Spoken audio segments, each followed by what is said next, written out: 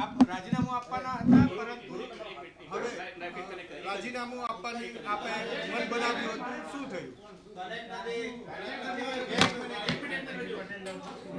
આજે જી કિરીટભાઈ, આજ બધા નીચે મૂકી દો બધા. આજે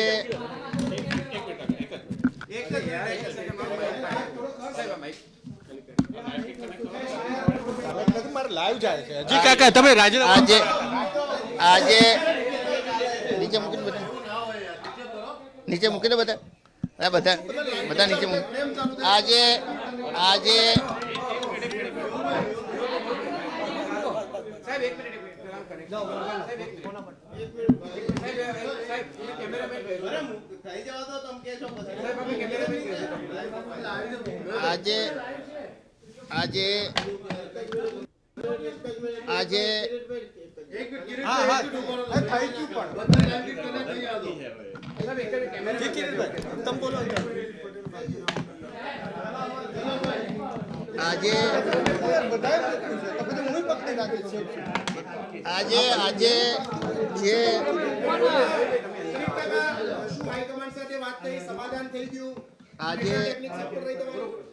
કોઈ પહેલાં તો કોઈ પ્રેશર ટેકનિક હતી નહીં.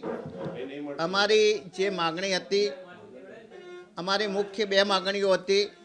પહેલાં પણ મેં કહ્યું હતું કે રાધનપુરની અંદર જે બનાવ બન્યો છે એ બનાવ એ પ્રદેશ અધ્યક્ષ અને વિરોધ પક્ષના નેતાની રૂબરૂના બંને બન્યો છે.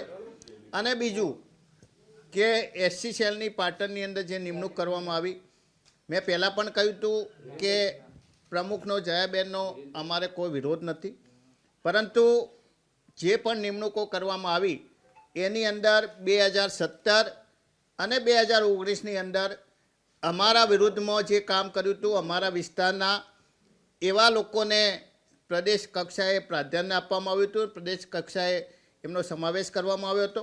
અમારી બે માગણીઓ હતી કે આ બાબતે તાત્કાલિક એક્શન લેવામાં આવે અને જે નિમણૂકો કરવામાં આવી છે, અમારા વિરુદ્ધમાં જેને કામ કર્યું હતું એમની નિમણૂક તાત્કાલિક રદ કરવામાં આવે અથવા સ્થગિત કરવામાં આવે.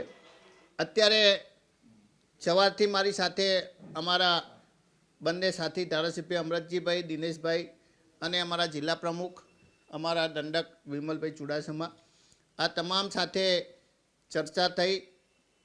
છેલ્લે અમિતભાઈ ચાવડા સાથે પણ ચર્ચા થઈ અને એમને વિશ્વાસ આપ્યો છે કે 4-5 દિવસની અંદર 4 તારીખ બાદ જ્યારે આ યાત્રા જેવી પૂરી થશે, એવી યાત્રા પૂરી થયા પછી તમારી જે બંને માગણીઓ છે એ બંને માગણીઓ વિશે અમારો નિર્ણય લેવાઈ ગયો છે. શિસ્ત કમિટીની મિટિંગ બોલાવી અને તાત્કાલિક અમે જે વ્યક્તિએ ચાલુ સભામાં પ્રદેશ મોવડી મંડળની આગેવાનીમાં એમની હાજરીમાં જે પાર્ટીને નુકસાન કરવાનો અને પાર્ટીને બદનામ કરવાનો અને અમને ભાષણ રોકવાનો પ્રયાસ કર્યો તો એમની સામે એક્શન લેવામાં આવશે. અને જે અમારા વિરુદ્ધમાં જે વ્યક્તિઓએ કામ કર્યું હતું એવા વ્યક્તિઓ કોણ છે, એમના નામ એ જે પ્રદેશ કક્ષાએ એમને સમાવવામાં આવ્યા છે એમને રદ કરવામાં આવશે. એટલે અમને વિશ્વાસ આપ્યો છે, ખાતરી આપી છે અને એમના વિશ્વાસ અમારા પ્રદેશ પ્રમુખના અમને જે વિશ્વાસ અને બાંયધરી આપી છે એના આધારે હાલ પૂરતું અમે રાજીનામું આપવાનું અમે રદ કર્યું છે. પરંતુ આ સમગ્ર બાબતની જાણ અમે પત્ર લખી અને જે હકીકત બની છે એ અંગ્રેજીની અંદર અમે ડ્રાફ્ટ તૈયાર કર્યો છે અને એ ડ્રાફ્ટ અમે કેસી વેણુગોપાલ અને એઆઈસીસીને મોકલી આપીશું.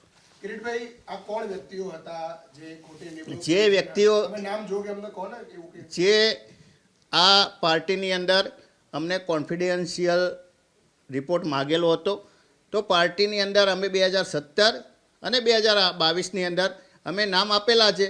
પાર્ટીની અંદર એઆઈસીસીની અંદર અને પીસીસીની અંદર આવા નામ એ પડેલા છે. કોન્ફિડેન્શિયલ રિપોર્ટ એ પાર્ટી પાસે છે. એ પાર્ટી જ્યારે એ ઉપર એક્શન લેશે ત્યારે અમે નામ જાહેર કરીશું.